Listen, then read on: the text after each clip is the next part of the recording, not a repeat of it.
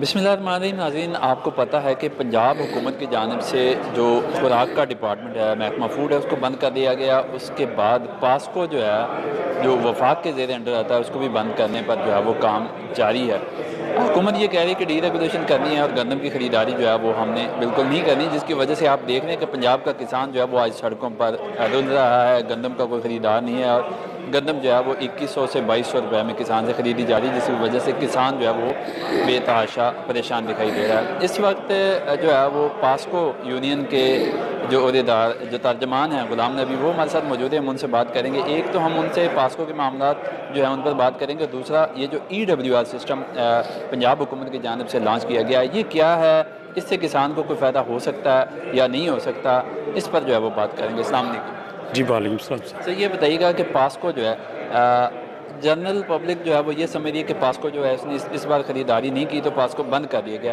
کیا پاسکو بند کر دیا گیا ہے؟ اگر نہیں کیا گیا تو کس سٹیج پہ ہے؟ اور آپ جو سٹاف کے لوگ ہیں کیا تگ و دو کر رہی ہیں اس کو جو بند کرنے کا پروسیس، اس کو رکوانے کے لیے؟ بسم اللہ الرحمن الرحیم۔ میرا نام غلام نبی طاہر ہے جی، اور PASCO retired employees welfare association پریوا کا فاؤنڈر ہوں، اور میں نے 42 سال پاسکو میں سروس کی۔ پاسکو جیسا ادارہ پورے پاکستان میں جو کسان کا خدمت گزار ہے اور حکومت کا معاون ہے، اس جیسا کوئی ادارہ نہیں۔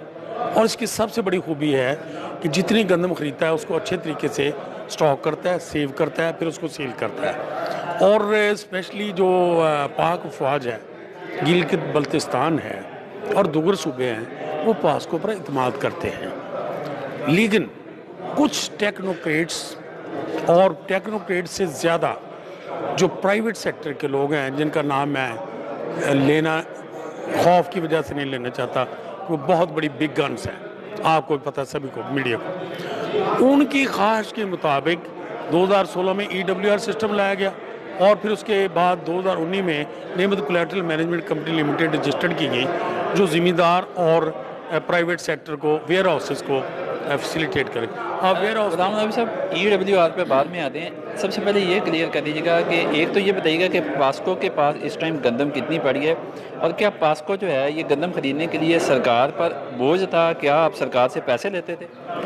جی، پاسکو کے پاس اس وقت 2 کروڑ 40 لاکھ بوری پڑی ہے، یعنی کہ 24 لاکھ ٹن، اور شارٹ کریٹ 2.4 ملین۔ اور پاسکو بالکل گورنمنٹ کے 1 روپیہ بھی بوجھ نہیں تھا۔ ایون ہم بینکوں سے پیسے لیتے ہیں، قرض، اور بینکوں سے قرض لے کر گندم خریدنے کے بعد جب ہم ڈیلیور کرتے ہیں تو پیسہ ریٹرن ہوتا ہے، وہ بینکوں کو ہم مارک اپ کے ساتھ اور منافع کے ساتھ واپس کرتے ہیں۔ اس لیے گورنمنٹ پر ہم 1 روپیہ بھی بوجھ نہیں۔ اچھا، جب آپ گورنمنٹ پر بوجھ نہیں ہے تو گورنمنٹ اس کو بند کیوں کرنا چاہتی ہے؟ اس کے پیچھے کہانی کیا ہے؟ جس کے پیچھے کہانی وہی ہے جو سرمایہ دار ہے، جو تقریباً 20 سال سے پاسکو کے پیچھے لگا ہوا ہے۔ اس کے 335 گڈاؤنز اور 28 سیلوز، جن کو اردو میں ویئر ہاؤسز کہہ سکتے ہیں، وہ ان کو ویئر ہاؤسز کی شکل میں قبضہ کر کے تھرو ٹیکنوکریٹس اور بیوروکریٹس، اور یہ جو ہمارے وزیر اعظم صاحب ہیں، انتہائی جینٹل مین ہیں، میں سمجھتا ہوں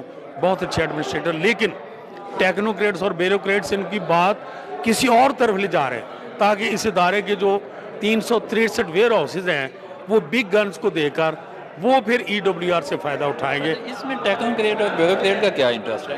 جی، ان کا انٹرسٹ ہے، وہ کسی کے لیے جو آدمی کام کرتا ہے، ایک آدمی نقشہ بناتا ہے تو فری بناتا ہے، جو پراپرٹی ڈیلر ہے وہ فری کام کرتا ہے، تو یہ ٹیکنوکریٹ جب کسی کے لیے کام کرتے ہیں تو ڈیفینیٹ ان کا مفاد بھی ہوگا۔ مفاد کے وہ کہتے ہیں کہ روشنی مستعار ہوتی ہے، مستقل چیز تو اندھیرا ہے، اپنا اپنا مفاد ہے، ورنہ کون تیرا ہے کون میرا ہے۔ اچھا، یہ بتائیے گا کہ پنجاب حکومت جو ہے وہ کافی اس پہ شور مچا رہی ہے کہ EWR سسٹم جو ہے اس کے تحت گندم سٹور کرنے سے کسان کا خسارہ جو ہے وہ ختم ہو جائے گا۔ یہ EWR کا کنسیپٹ جو ہے یہ کہاں سے آیا، اور اس سے پنجاب کا جو کسان ہے اس کو کیا فائدہ ہوگا؟ جی، EWR system in fact European countries میں رائج ہے اور بڑے اچھے طریقے سے جا رہا ہے۔ وہاں کا جو کسان ہے وہ 1 سے 25 ایکڑ کا مالک نہیں، وہ ہزاروں ایکڑ کا ہے، اور کارپوریٹ فارمنگ ہے، اور بڑے فیسیلیٹیٹ ہیں۔ وہ اپنی فصل کو، جب پرائیویٹ ویئر ہاؤسز ہیں، وہ اپنی گندم کو وہاں رکھ کر بینکوں سے قرض لے کر آگے سیل کر کے ان کا قرض اور مارکا واپس کرتے ہیں اور ویئر ہاؤس کا کرایہ۔ جبکہ میرا ذمہ دار جس کو گندم کا ریٹ ہی اناؤنس نہیں ہے، اس کی انپٹ کے پیسے بھی اس کو نہیں مل رہے ہیں. آپ مجھے یہ بتائیں کہ میں 10 ایکڑ کا ذمہ دار، میں نے 10 لوگوں کے پیسے دینے ہیں. جب میری گندم ہارویسٹ ہو جائے گی تو کیا مجھے وہ EWR سسٹم کے تحت 6 ماہ کے لیے قرضہ لینے دیں گے یا میرے گریبان سے میرے وہ پیسے لیں؟ تو یہ پاسبل ہے ہی نہیں، یہ ناقابل عمل سسٹم ہے. اور انفیکٹ EWR کے نام پر یہی بگ گنز پاسکو کے اور فوڈ کے گوداموں پر قبضہ کر کے 70% بینکوں سے لیں گے اور اس کاشتکار کو 1500-1600 بھی نہیں ملے گا. یہ بتائیے گا کہ پاسکو کی بندش کے خلاف جو ہے وہ آپ پروٹیسٹ کر رہے ہیں، تو فائنل آپ کا رائے عمل کیا ہوگا اور ابھی تک کے پاسکو کی پرائیویٹائزیشن کا کتنا پروسیس ہو چکا ہے؟ جی پروسیس کے بارے میں آہستہ آہستہ وہ نا اس وقت پروسیس پہلے انہوں نے اناؤنسمنٹ کی، پھر انہوں نے ایک ٹیگم کمپنی ہے ایز اے کنسلٹینسی فرم جو پاسکو کو ایویلیویٹ کر رہی کہ اس کو وائنڈ اپ کیسے کرنا ہے، ابھی اس کی ریکمینڈیشن ہے. لیکن پچھلے دنوں BOD کی میٹنگ ہوئی، ہمارے secretaries national food security Waseem Ajmal Chaudhry صاحب، وہ 1.5 کروڑ بوری پاسکو کی بیچنا چاہتے تھے اونے پونے، ویئر ایز ہماری جو امپورٹڈ ویٹ ہے وہ ہمیں 5600 روپے فی من پڑ رہی اس وقت جو یوکرین سے ہے، اور جو ملکی گندم ہے وہ ہمیں 44 روپے من پڑ رہی. اس گندم کو ان بگ گنز پر کے لیے وہ 2000 روپے میں 2500 میں بیچیں گے تو جو خربوں روپے کا لاس ہے وہ پاسکو اور بینکوں پر مسلط کرنا چاہتے ہیں. تو بینکوں نے کلیئر جواب دے دیا کہ جناب یہ خواہش ہے گورنمنٹ کی، اس کا لاس گورنمنٹ برداشت کرے، آپ پاسکو کو وائنڈ اپ کر دیں.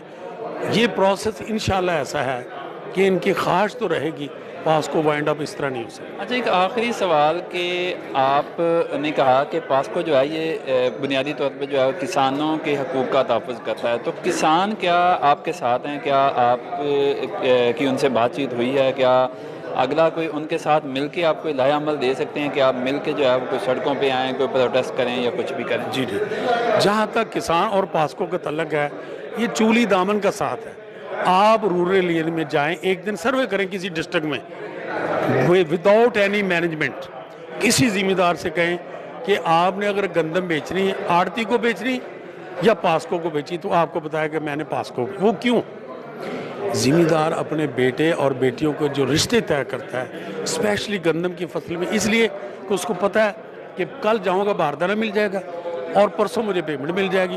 ویئر ایز جو غلہ منڈی کی آڑتی ہیں جو کسانوں کا درد چنتے ہیں، کچھ پیسے نقد دے کر 20 قسطوں میں ان کو پیسہ دیتے ہیں، تو ان وہاں اندھیرا نظر آتا ہے، ادھر سویرا نظر آتا ہے. اب آگی بات کہ ہمارا ادارہ اس وقت پریشانی میں ہے، اور جیسے ماں جب بیمار ہوتی ہے تو بچے آٹومیٹک یہ پاسکو غذائی تحفظ کا ادارہ حکومت کے ریاستی اداروں کا غذائی تحفظ کے لیے ماں ہے.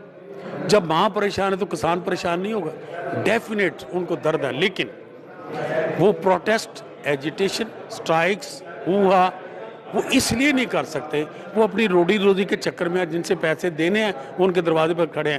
اب وہ ہمارے ساتھ احتجاج کریں گے یا وہ ان سے جان چھڑائیں گے؟ ہر آدمی کے دل میں درد ہے، لیکن جن کے پاس پیسہ ہے وہ تو جلوس بھی نکالتے، غریب جلوس نہیں نکال سکتا. نہیں، اندر کھاتے کسان آپ کے ساتھ آپ میں ہے؟ یس 100% ہے. اور یہ میں چیلنج نہیں کرتا، میں آپ سے ریکویسٹ کرتا ہوں ایک دن کسی ڈسٹرکٹ میں جا کر یہ سروے کر لیں کہ کسان آڑتی کے ساتھ ہے یا پاسکو کے ساتھ. بہت شکریہ غلام نبی طاہر صاحب کی بات آپ نے سنی. ان کا کہنا ہے کہ جو پاسکو ہے یہ بنیادی طور پر کسان کے جو حقوق ہیں ان کے تحفظ کا ادارہ ہے. ان کا کہنا ہے کہ کسان جو ہے وہ بھی ہمارے ساتھ ہیں اور پاسکو کو جو ہے وہ کسی صورت بھی ہم جو ہے وہ پرائیویٹائز نہیں ہونے دیں گے.